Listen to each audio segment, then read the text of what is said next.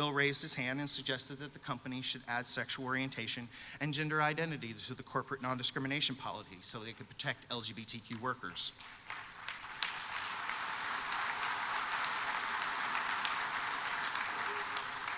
He was thanked for his suggestion and got the distinct feeling that it would be promptly ignored. Unfortunately, it wasn't ignored. Instead, about a week later, that same director of HR and a few other corporate suits showed up at 7 a.m. and promptly fired him. They called me into the store next as the assistant manager, and at first they gave me the option to stay, but before our conversation was done, and trust me, it was a short conversation, I was told to leave as well. Another gay man who worked for us was also let go. Now, Indiana law doesn't prohibit this sort of discrimination, and we obviously weren't working for a unionized employer, so we thought we were out of luck. The city we lived in at the time had a law against LGBTQ discrimination, but it was toothless thanks to state law. After filing our complaints with the city, we started looking for help. No lawyer would take our case, and few organizations offered us more than sympathy for our situation. But then there was Pride at Work, this tiny little organization we'd never heard of. Hell, we barely even knew what unions were at the time. We were in our early 20s.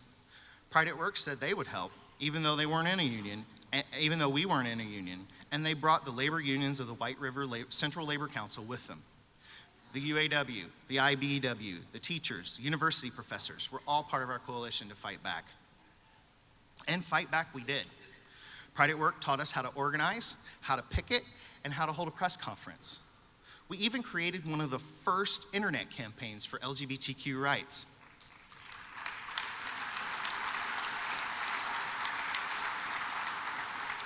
And guess what?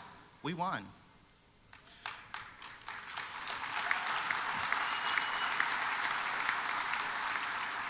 The company was inundated with bad press, angry phone calls and emails, until finally they agreed to negotiate a settlement. Because they didn't have to, it was all voluntary. They agreed to change the policy that started the whole kerfuffle to begin with, and even go so far as to do training for all management and corporate staff on the new policy. But we also made a little history in the progress by becoming the first, and we're pretty sure still the only, LGBTQ discrimination case settled for a monetary award in the state of Indiana.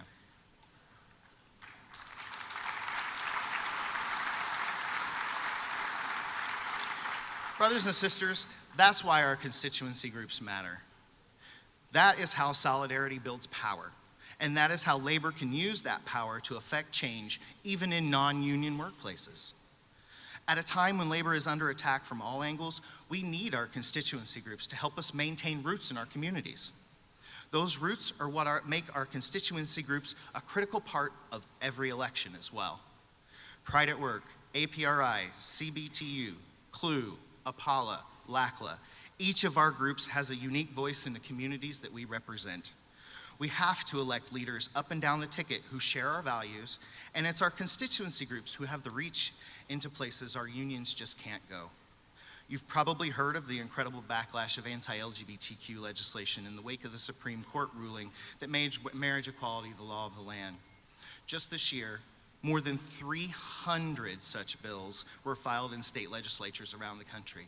That's a record. Bills to regulate bathroom use for transgender people, bills to allow anyone, even corporations, to ignore civil rights laws because they say it conflicts with their religion, and more. The worst of these bills actually became law. North Carolina's HB 2. Maybe you've heard of it. This law has it all. It tells transgender people which bathrooms they can use. It allows government officials to refuse to issue marriage licenses to same-sex couples. It even takes away the right to sue for discrimination in state court. For all kinds of discrimination, not just LGBT discrimination, every type of discrimination you can no longer sue in state court in the state of North Carolina. And as if to prove that those who dislike LGBTQ people also can't stand giving working people a fair shot, they took away the ability of cities and counties to enact their own minimum wage laws. Oh, and they did all of this in one day during a special session that was called just for this purpose. It's really astounding. Elections matter, folks, and we have to get out there and work to elect pro-equality and pro-labor leaders up and down the ticket, including the top job. With the stroke of a pen or the appointment of a new agency head, the next president could end so many of the hard-fought advances LGBTQ folks have made on the federal level. And that doesn't begin to touch on the damage that could be done to working people in the labor movement.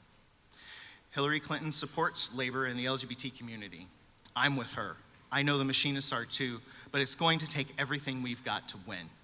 So I urge you, brothers and sisters, to get out there every day, work the phones, knock on doors, talk to your friends, your families, your neighbors, the stranger in the supermarket, whoever you can find. And of course, join a constituency group and get involved. We all have a lot at stake. But if we stand together, if we show the kind of solidarity that labor showed me 20 years ago, we can win. Thank you very much.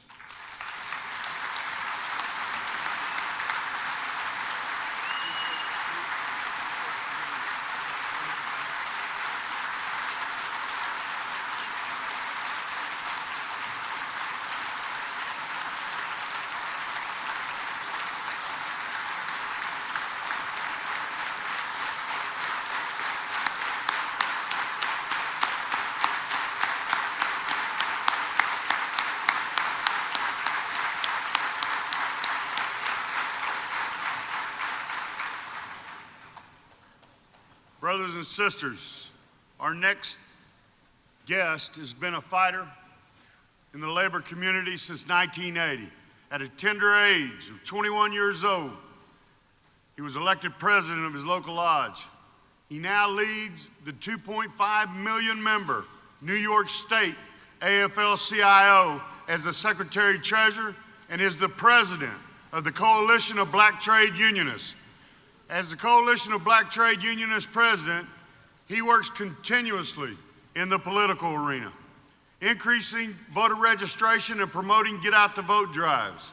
Brothers and sisters, please give a warm machinist welcome to our brother, President of the Coalition of Black Trade Unionists, Reverend Terry Melvin.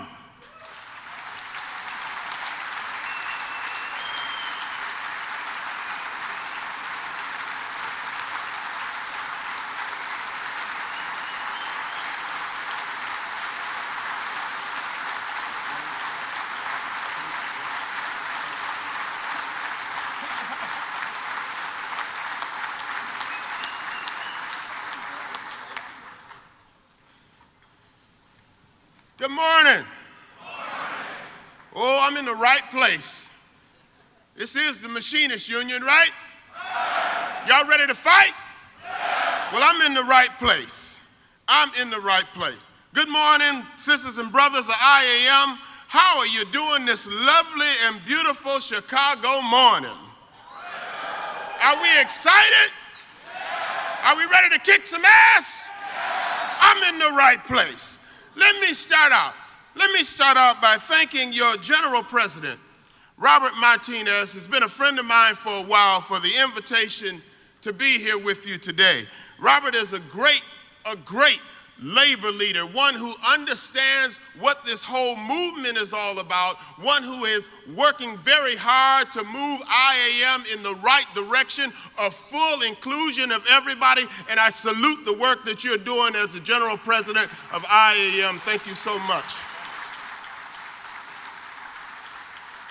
Let me also recognize a new friend of mine. We spent a year together just learning about each other in a unionized program, a leadership program that we just went through together, and that is your General Secretary Treasurer, Dora Cervantes. Dora has come to be a great friend.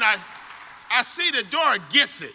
Dora knows what this movement is all about, and she's all about bringing women into the movement. She's all about bringing minorities into the movement. She's about having the movement reflect what the movement is all about, the leadership reflecting the membership. So I salute your leadership, Dora, that you give us. Now, as Bob said, that my paying job is the Secretary-Treasurer of the New York State AFL-CIO. And I would be remiss if I did not recognize the one that has control over my pay and my benefits. So let me recognize your General Vice President and my Vice President of the New York State AFL-CIO, Jim Canigliaro. Thank you, Jim, for your leadership that you have with us in New York. Let me also recognize one of your General Vice President, a CBTU trustee, and my sister for a long time, who's been working and has been a champion for people of color and just doing the right thing in the movement for a long time, and that is your own General Vice President, Sister Diane Babineau.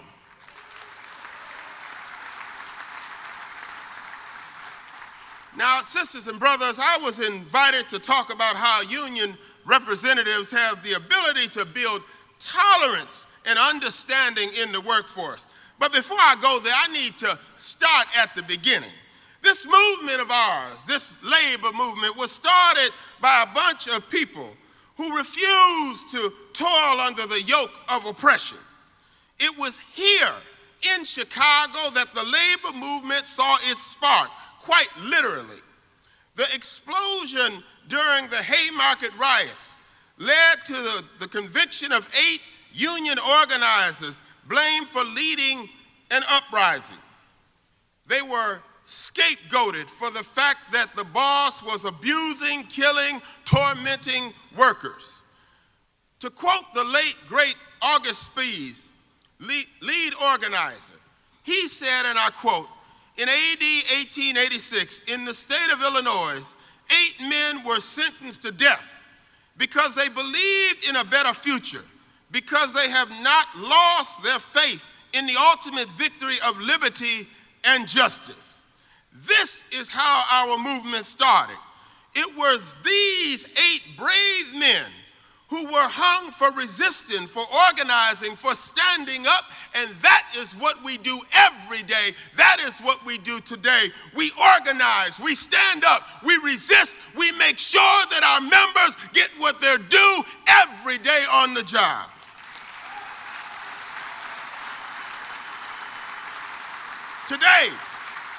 Today, most countries celebrate Labor Day on May 1st, the date of the Haymarket riots. Most countries saw our struggle as the plight of all working people, and so they made our struggle the International Day of Labor. We celebrate in this country Labor Day in September as a way to disconnect us from our own history. This is a common theme in this country. We rewrite history by changing dates and omitting facts. But labor started in struggle and exists in struggle today. The struggle has evolved and grown as we as a nation have grown. In the beginning, legitimate workers were exclusively white males. This meant the burden to build unions was on their backs. As slavery ended and industry expanded, black workers and women were allowed to enter the workforce. This is where we see labor fracture much like the country did. There's an old 1980s movie called Hollywood Shuffle. Now, it may be too old for some of you, but it was an all-black film made by and paid for by black comedian Robert Townsend. In the film is about the black exploitation in Hollywood. But if you see the movie, the main character decides not to sell out his people by playing a common criminal on TV. Rather, he listens to his grandmother and gets a decent, respectable job. The movie ends with him doing commercials recruiting postal workers. See, the message of the film was you didn't have to sell out. As a matter of fact, the best way to avoid selling out was to get a good, respectable job at a post office or somewhere that's ready to hire somebody to get a decent pay for a decent day's work. Well, this was in 1987, but the same is true today. A huge part of the civil rights movement was about economic opportunities for the black community. Liberation didn't only mean an end to repressive laws. It also meant an opportunity for advancement. Dr. King died marching for black workers, black public sector workers. To be free in America, you need money. The civil rights movement knew economic poverty was just another manifestation of shadow slavery. It was economic slavery being similarly deprived, just not bullwhipped. In the battle for civil rights, non-whites had to fight for a place at the lunch counter, the voting booth, and in the union hall. Things have not always been easy for the black and the brown worker in this country. But as a movement, we have evolved, my sisters and brothers. We now find that the best way for women to be paid equally and people of color to obtain employment is through a union.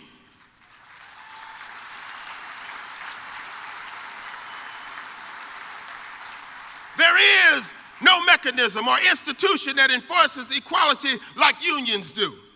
It is who we are and what we are built on. That's the beauty of the movement. It keeps on keeping on. It keeps evolving. It keeps advancing to further represent its membership. Yes, I tell you, we had and still have battles of full inclusiveness of the races and the sexes. But the union hall never excludes. It may not be the most welcoming room, but the door is never shut. And as long as we are workers, we can work to open doors farther and wider in our movement. And that's what we pledge to do, not just this day, not just at this convention, but every day we do the work that we do for men and women around this country.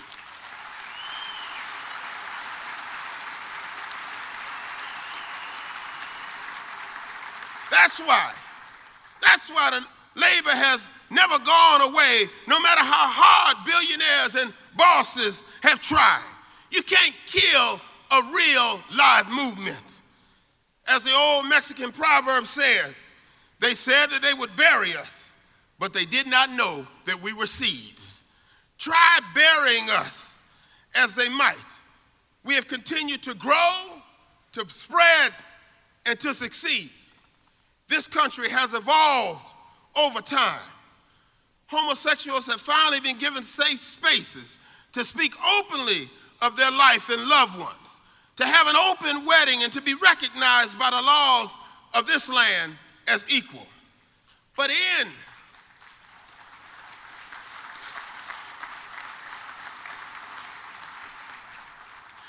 the political climate that we live in, people are trying to criminalize what facilities a person uses while not addressing the horrifying rates of poverty, abuse, and addictions in the trans community is equal to fighting over what counter black people could sit at when we were being murdered and segregated. It is not even anything to look at. I'm not worried about what bathroom somebody uses. I'm worried about how much respect the individual is given every day of their life.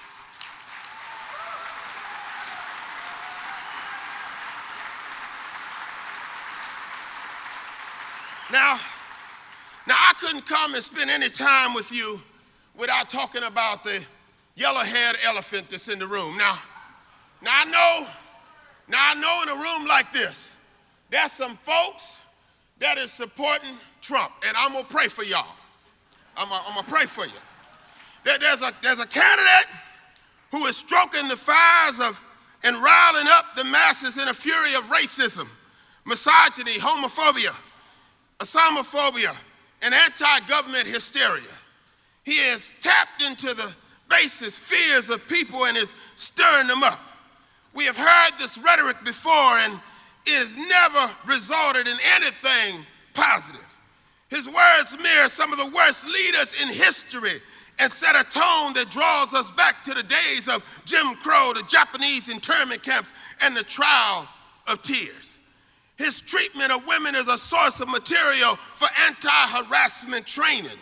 His entitlement and arrogance is a platform for the 99% movement. But I'm here to tell you today that we are not him and he is not us, and we will never be turned into a nation of haters, because we as a labor movement lead, we do not follow.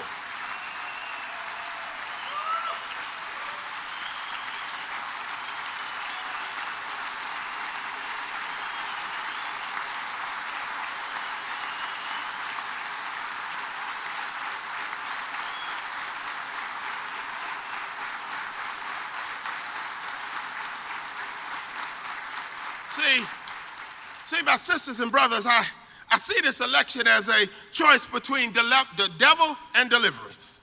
If Trump gets the keys to the White House, he'll have his huge hands on the nuclear button, I'm afraid. If Trump gets the keys of the White House, he'll pack the Supreme Court and the rest of the federal court system with judges that will be hostile to voting rights, unions, civil rights, and immigrants and women. If Trump gets the keys to the White House, he'll put a knife to Obamacare. He'll turn a blind eye to racism and police brutality. Safety nets for the elderly, the poor, and children will be slashed to pay for tax breaks for his wealthy backers. Now that's the devil's plan. But I hope that you agree with me that most Americans would rather vote for a candidate who offers a plan for deliverance. Deliverance from hard times and little hope. Deliverance from rent too high and wages too low. Deliverance from locked up parents and dead young black bodies piling up on the streets. Deliverance from the shackles of debt. Deliverance from broken immigration system that punishes foreign workers but not the greedy employers who exploit them. Deliverance from an unjust education system that scapegoats teachers and steers poor children and kids of color into the school to prison pipeline. Deliverance from a criminal justice system that houses more people in prisons and jails and detention centers than on our college campuses. I think we're ready for deliverance.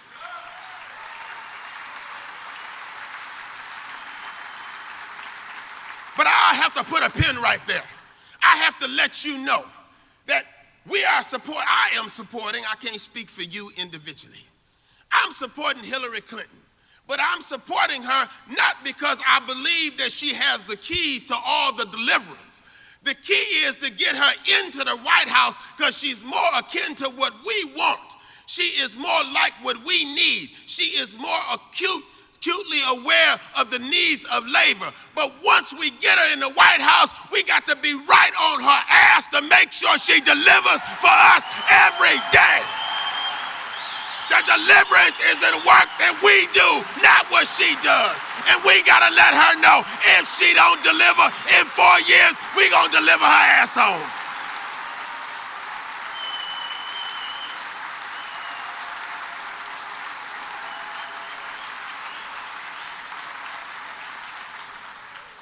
As a movement, we have positioned ourselves to be the voice and actors for positive social change.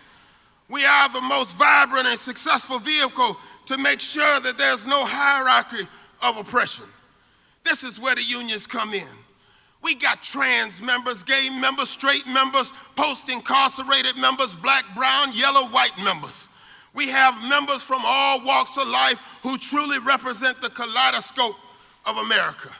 And by listening and working with these members, we as a movement have a better sense of the impacts and manifestations of oppression on these forgotten populations.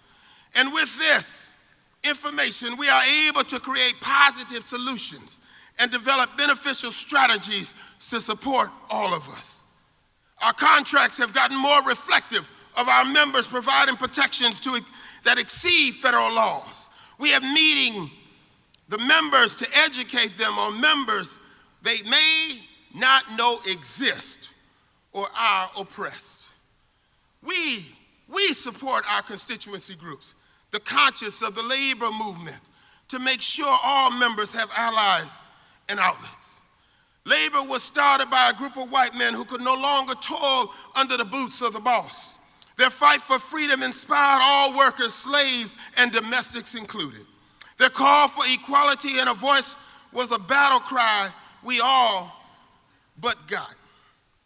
This call, that call, still rings loud and clear today. It is our duty, nay, it is our mission to make sure we continue to give voice to the voiceless, to speak up in face of hate, and to educate where there is ignorance. This is the legacy of the labor movement. It is a legacy of what August Spies and his comrades died for. To quote this great leader one last time, these were his final words as he stood at the gallows about to be hanged. I quote, "But if you think that by hanging us, you can stamp out the labor movement, the movement from which the downtrodden millions, the millions who toil and live in want and misery, the wage slaves expect salvation. If this is your opinion, then hang us. Here you will tread upon a spark, but there and behind you and in front of you and everywhere, flames will blaze up. It is a subversive fire, and you cannot put it out. Those who believe that labor can continue to lead in this struggle, stand up and show me the flame. I'm fired up and ready to go. IAM, are you with me? Are you ready to stand up to educate our family and our friends and our neighbors? Are you ready to hold politicians accountable? Are you ready to reach down and pull up young trade unionists? Are you ready to keep the devil out of the White House? Are you ready to bring our community issues to labor's table and labor's issues to community table? Are you ready to stay engaged in a political organizing well beyond election day? Are you ready to work for an economy that works for all? This is our time. This is our season. Join me. Let our flames show all across this country. God bless the IAM and God bless our movement.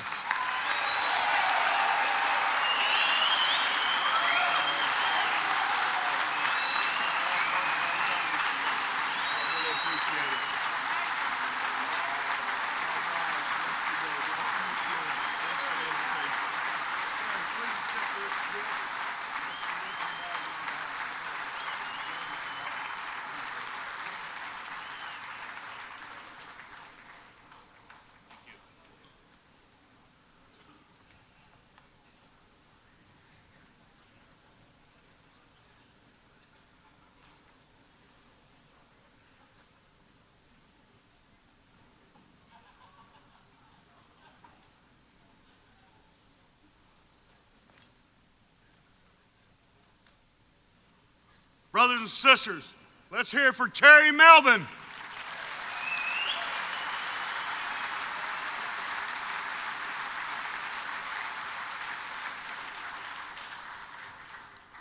It is my pleasure to introduce our next guest.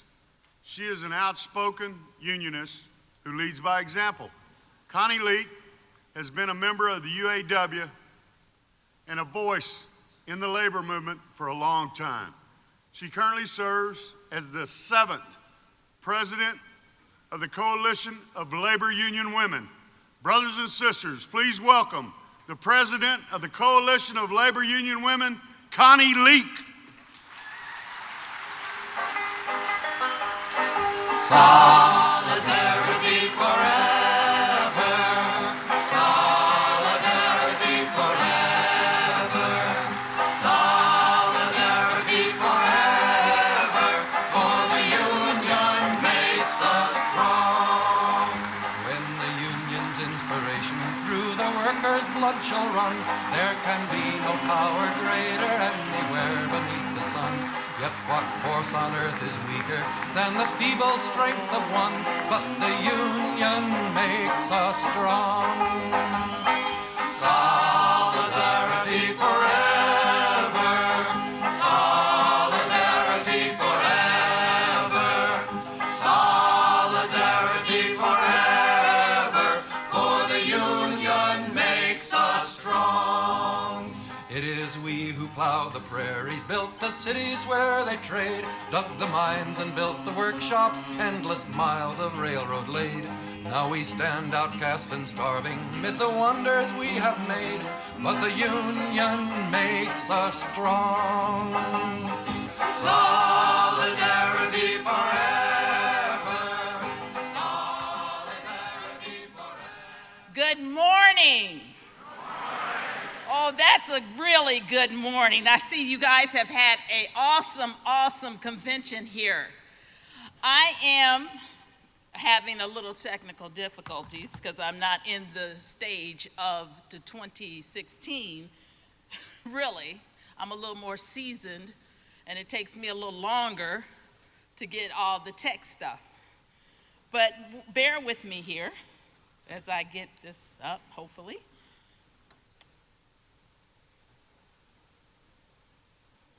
I look around, I see so many union brothers and sisters, so many that I can call family.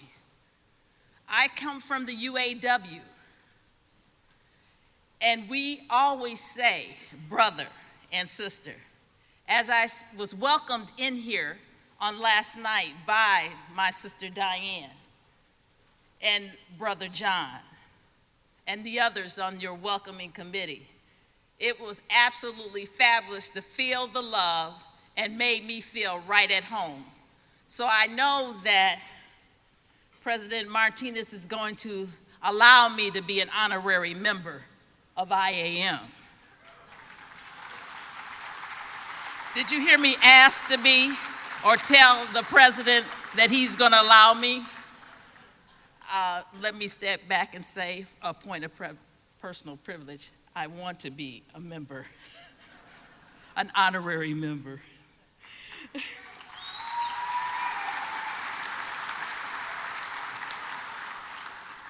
I feel so honored to be here with you of the International Association of Machinists and Aerospace Workers, IAM. And thank you, President Robert Martinez and Doris Cervantes, Secretary-Treasurer, for the invitation to be here with you.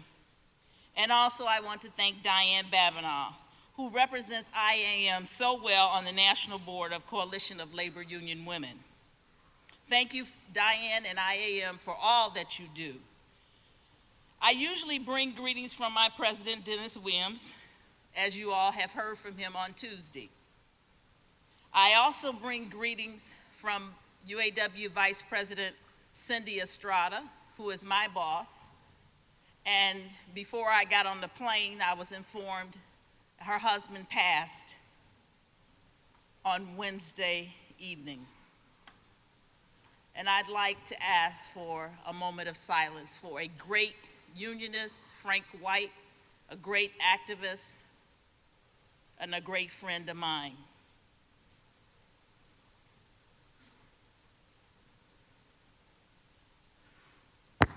Thank you. So in this room, we have some CLUW members. How many of you in this room are CLUW members? Okay, that's good. So the members look around and see who are not members. So you got work to do. Where's my CLUW sisters and brothers from Seattle, from Local 751? Where are you? There you are. Thank you for all the work you do and all the work you're going to continue to do. You also have the newest member of CLUW that joined today is Helen Mary Lynch. Where are you, Helen? Helen is a young lady, and she's our newest member of CLUW representing IAM. And I'd like to say that she's going to bring a lot to the table as a young woman working with young women and brothers. The Coalition of Labor Union Women is not only an organization for women. We appreciate having men as members as well, because men, I thank you for not being afraid to allow women, and I say allow, those of you that are in leadership, to attend our meetings, to attend our conferences. We ask you to continue to support that, because women are leading the way in membership. You know that a lot more women members are joining unions, wanting to be active in unions, and we want to encourage that. That's what the Coalition of Labor Union Women is all about. It was born right here in Chicago over 42 years ago. That's not quite my age, but I'll take it. Women came together, and they did not come to swap recipes. They didn't come just to have a get-together. They came together to collectively have a voice in the workplace. And we need to have voices in the workplace, not just from the women, but unions is so important. It's many people that are in this room that have family members that are not a part of a union. We need to encourage that. We should be talking about that in our homes because the PR for the union starts at home. You know, why do I say that? You guys are real quiet. I'd like you to talk back to me. I know you had Terry, he raised the roof in here. You might be a little tired, but just talk back to me. You don't have to say amen, but just talk back to me. The PR for your union or any union starts at home. If we don't tell our children and our families about the benefits that we get in being a part of a union, when they get out, hopefully they get out, but when they get out, you want them to be a part of a union. Am I right? You want them to know about the benefits that they were given, afforded by your union. Oh, I love this. So, we're talking about unity today was one of your themes for today. Forward Together is your overall theme, but your theme today was unity together, or unity in action. So we have to take action. We cannot just be about it by talking about it and get revved up at the convention and not go home and do something about it. You have a great organizing committee. Sometimes we need organizing within our houses. We need training within our houses. We want all of people to have fairness on the job, equal pay, pay equality. We want all those things.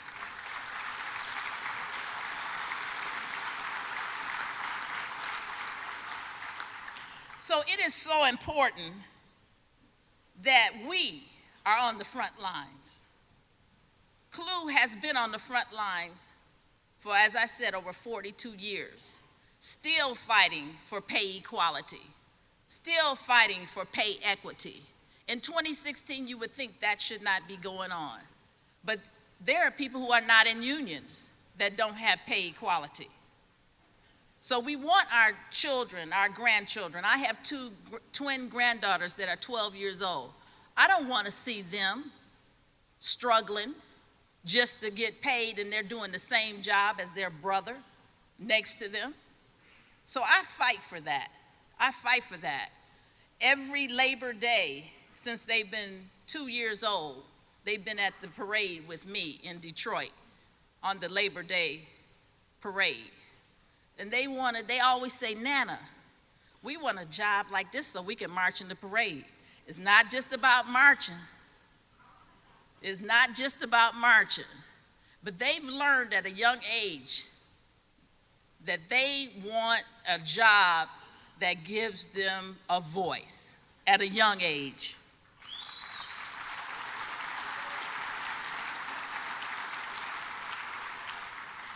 So CLUW has joined with the League of Women Voters for September 27th is National Voters Registration Day. If you have not registered, I know I'm talking to the choir, but I want to say this. I want to challenge each and every one of you. Register at least 3 people to vote. If you don't do nothing else, register 3 people to vote. And if you've done all the registering that you can, get out there and help someone get to the polls. A lot of you are driving some of the American-made cars, the UAW-built cars that I've worked on. How many of you are driving, anybody in here driving a two-seater? One person. So that means you should have another person in the car going to the polls. The rest of you that have those seats in the back, those SUVs, fill them up and take them to the polls. You've heard it before, take your souls to the polls, take somebody to the polls. Because we're in a fight. I'm sure you've heard it said, this is the most important election there is. Well, this is the most impactful election on everyone in this room. It is the most impactful election there is. So I encourage you to encourage others. Be encouraged to the young people. Teach them. Inspire them to duplicate you as a union member. It is important that we listen to the young people, because young people hear with a different ear and they speak to a different beat that we don't. So I encourage you to listen to the young people. They are our future. Our future is in the young people, and we have to train them. We have to inspire them. We have to encourage them, because without them, where would we be? So I say to you, not only as you getting out that vote, you working, doing any electoral work, it doesn't matter if you're out there in boots on the ground, heels, flats, gym shoes, whatever it takes, be about it. Don't just sit there and talk about it. Oh, I wish we could do something about it. You can do something about it, because every vote counts. We need to engage in some form or some type of way. Engage everyone. Don't leave this convention. I heard in the green room how this has been the best convention that you've been to. Make sure you take that message back to those that work here. Not just talking about all the good things, talking about what we need to do to make this world a better place. As I close, and I'm not going to be the preacher that says 5 times I'm closing. I'd like to also let you know that after the election, November the 13th through the 16th, in Las Vegas, Nevada, the Coalition of Labor Union Women is having their Leadership Skills Conference. I ask all of you to join us if you can. We'll be doing all types of education, educational tracks, organizing tracks, public speaking tracks. We want to train people to be involved in your union, be involved in your community. It doesn't stop there. If you're afraid of the politics, you might as well wipe your feet, wash your hands, and get it on. I want to thank each and every one of you up here on the executive board, the executive council, and all of you out there. Thank you for allowing me the time to come before you today to talk about CLUW. As I said, we'll have some flyers in the back of the room for you to pick up, and I hope to see you there, and I hope that we will have victory in November. Thank you very much.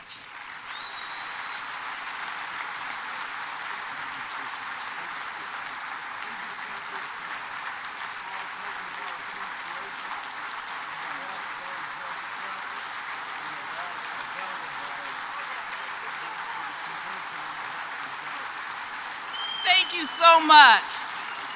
I'll be rolling with this bag.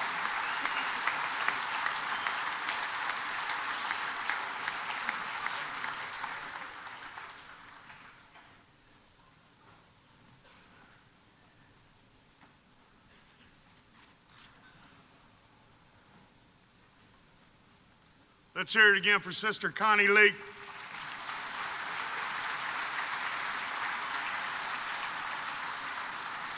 Brothers and sisters, the IAM has been pushing hard to secure official status from the AFL-CIO for the Council for First Inhabitants' Rights and Equality, also known as Council Fire.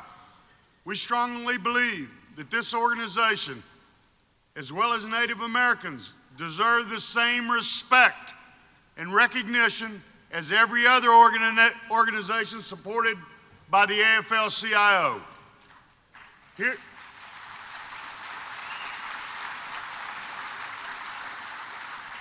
Here to tell us a little more is the president and founder of Council Fire, Western Territory Grand Lodge Representative Kevin Cummings. Please welcome our brother, Kevin Cummings.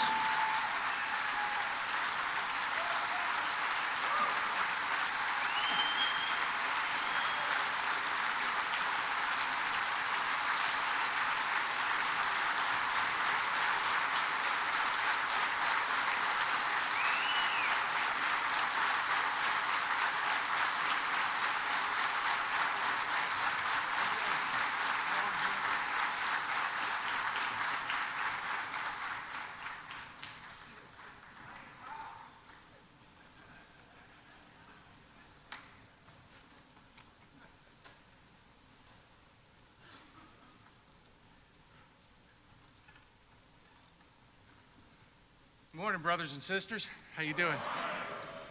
This is a big deal.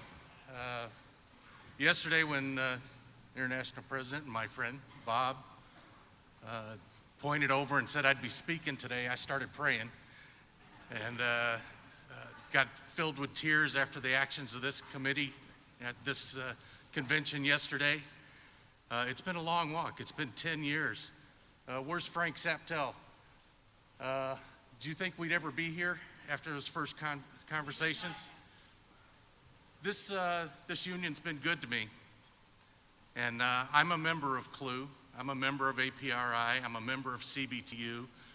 I'm a member of all the constituency groups that are out there. And I got to tell you, prayer works, because I thought I was going to have to follow Dr. Melvin. So it's all good from here. We started out on Tuesday, the 6th. Everybody remember the morning prayer by the natives that came and visited here? Brother Gruber, thank you for reaching out and doing that. I had a lot of you come up and speak to me after about how you felt. Brother David Bender, who spoke immediately after that, after the prayer from Andrea, he's a member of the Standing Rock Sioux reservation where the protests are going on right now. And remember, this is 2016. Native land up there that's under a treaty has been targeted by a company that wants to run a pipeline through it, just like Keystone XL, which the Obama administration properly stopped. We honor the treaties with Germany and Japan, but we don't honor the ones for the people that were here first. They're being sued for $15 billion because of expected loss of revenue by a company that's owned by a company that's based out of Canada, because the treaty interfered with their profits. Labor's walk and the issues of Native Americans are side by side. As David mentioned the other day, the respect for raising our children right, the respect for our elders. And where's our women out here? Native American history has been a very matriarchal society. Everybody talks about medicine men. There were more medicine women than there were medicine men, but we don't talk about that. The other day when Jason Chan stood up and started, brother, thank you, and mentioned how this has grown out of the IAM, and mentioned how Alaskan Native women between the ages of 19 and 24 commit suicide at 19 times the national average. I heard the gasps. When he mentioned 90% unemployment on some of the reservations, I heard the gasps. Those aren't made up statistics, and there's a lot more, but nobody talks about them. For some reason, about 10 years ago, it got laid on me that I needed to do something. I'm Lumbee on my father's side, and I have Eastern Band Cherokee blood on my mother's side. And I just couldn't turn loose of the idea that we have wonderful constituency groups that address the issues of blacks, of women, of Latinos, of LGBT, and I know I'm probably forgetting some, but they're doing wonderful work. They're speaking out on the issues that need to be, that the public needs to be educated on, but nobody was doing that for those that were here first. And I just couldn't shake the idea. So I want to share a little bit about this walk over the last few years. And I want to start by looking at this executive council. Gary, my general vice president, Gary Allen, has stood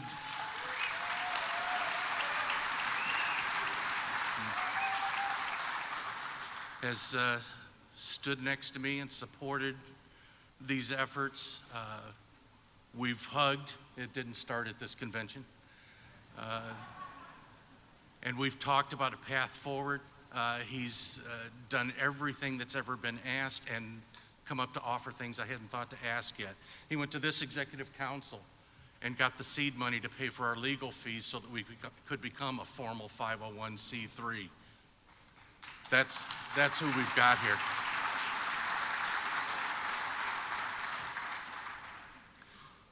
Gary, thank you. He didn't stop there.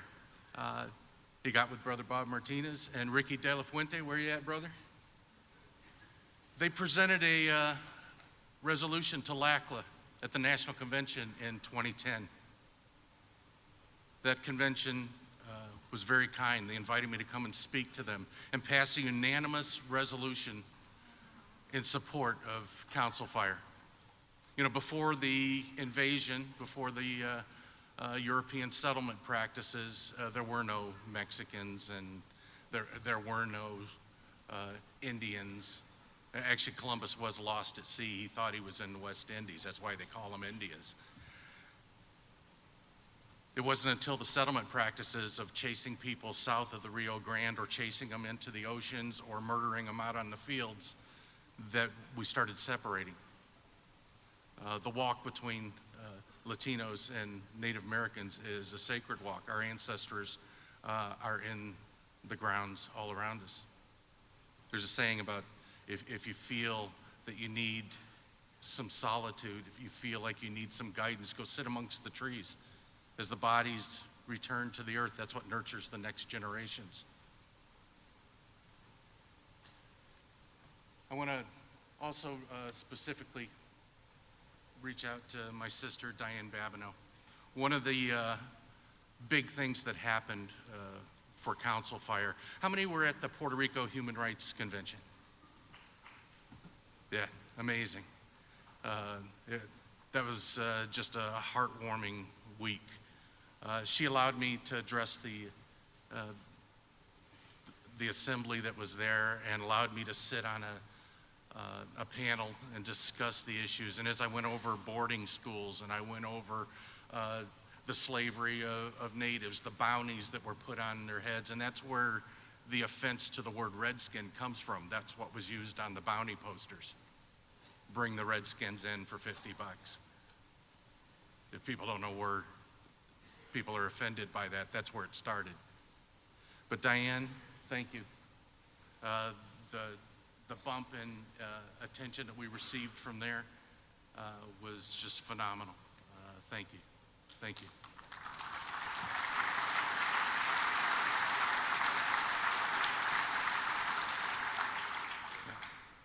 As Bob yesterday, after this group of delegates was so kind to reach out and embrace the mission of Council Fire, when he pointed over and said I was going to be speaking today, I started, first I was a deer in the headlights along with the crying and doing the hugs, and I started praying. And then when I found out that I was going to go second after Dr. Melvin, I knew that prayer was answered, so it was a good thing. To all of you, I ask that as you go back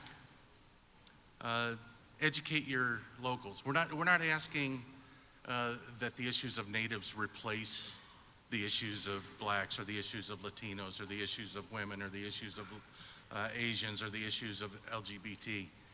It's to be included, not instead of. There is no hierarchy of oppression.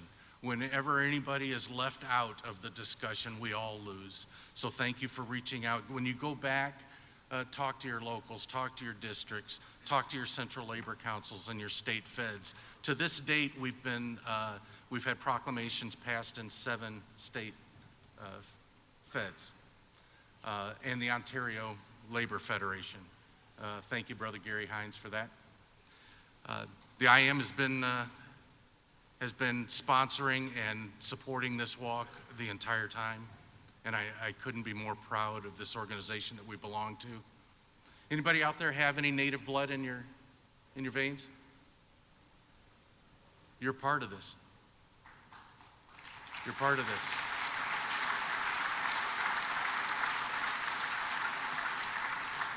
Those that have native blood or have native heart, this mission calls for all of us to get involved. And don't set aside the issues of those that aren't native. Carry that with you. We have talking points to address the others. We just need to include the talking points of the native issues, the unemployment, the disease, the poverty, all of the things that are involved out there that nobody talks about. So I thank you. I appreciate this opportunity to get up here and talk to you, and I love you all. Thank you.